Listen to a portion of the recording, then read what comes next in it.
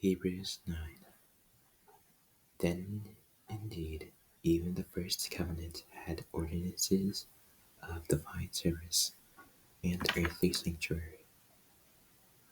For a tabernacle was prepared, the first part, in which was the lampstand, the table, and the showbread, which is called the sanctuary.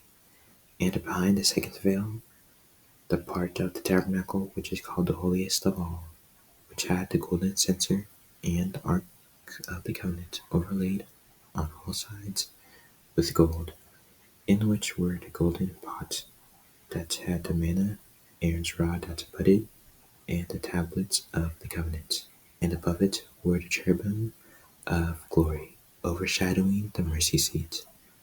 Of these things we cannot now speak in detail.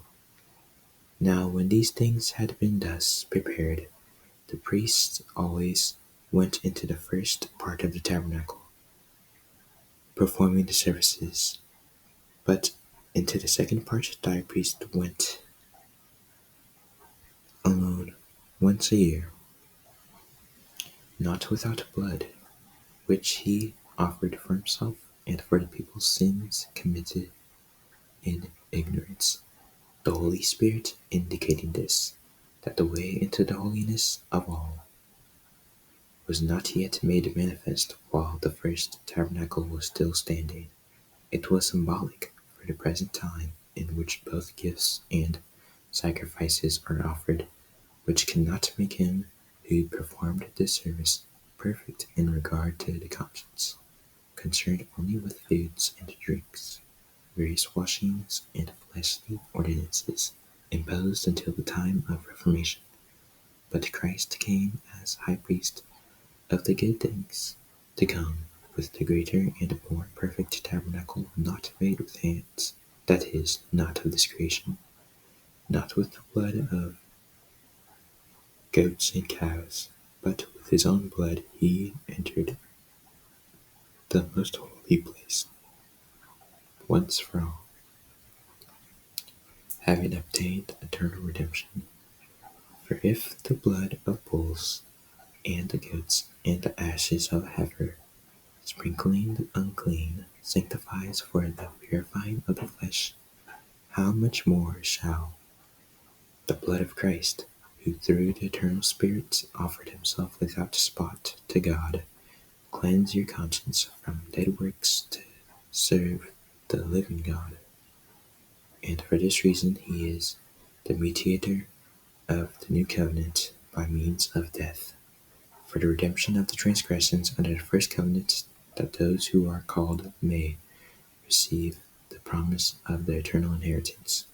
For where there is a testament, there must also of necessity be the death of the testator. For a testament is in force after men are dead, since it has no power at all while the testator lives.